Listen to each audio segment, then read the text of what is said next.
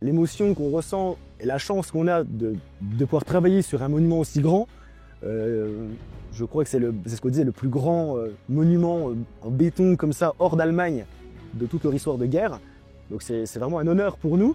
Et en plus, il y a tout ce devoir de mémoire qui nous tient à cœur, tout ce qui s'est passé, l'histoire riche. C'est vraiment un honneur pour nous de pouvoir y participer. L'idée, c'était de retracer quand même de façon chronologique les faits les plus marquants en fait, de la poche. Donc que ce soit de l'occupation jusqu'à la libération, jusqu'à l'action de la Croix-Rouge et bien sûr la reconstruction. D'ailleurs on fait une petite référence à Pâques 46 où il y a eu un carrousel directement en fait, dans l'Orient, au milieu des décombres, au milieu des ruines. Donc vraiment un symbole très fort de la vie qui reprend, des sourires qui reviennent quoi. Et on y fait référence dans un tableau du mapping. Donc voilà, l'idée c'était de retranscrire chronologiquement. Ça reste une interprétation artistique. Nous, on redouble d'efforts pour que ce soit le plus innovant possible, en même temps le plus intelligible possible, parce qu'un show mémoriel a cette contrainte-là.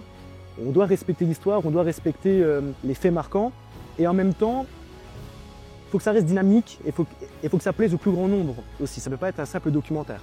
Voilà, il y a quand même une double action, un double objectif. Un mapping, donc le mapping vidéo, c'est le fait de recouvrir une surface par de la vidéo.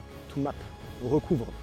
Et ça permet de donner vie à des surfaces, de lui donner une autre existence, une autre, voilà, on remémore des souvenirs, on met la pierre en mouvement, voilà, ça permet vraiment de s'approprier les façades et de leur donner une nouvelle vie. On va pouvoir s'appuyer sur les arêtes, sur les faces, sur les profondeurs, créer des illusions, des trompe-l'œil, on se réapproprie même la perception de ces volumes, le plein on le transforme en vide, voilà, on joue avec tout ça, on se l'approprie, en fait on raconte une nouvelle histoire grâce à ces façades. C'est un vrai terrain de jeu pour nous. On a travaillé en étroite collaboration avec la ville de Lorient, justement, pour avoir un travail très fin au niveau des archives. Donc ils nous ont envoyé beaucoup de ressources sur lesquelles on a pu s'appuyer, prendre les bonnes, les meilleures pour illustrer des passages clés de l'histoire.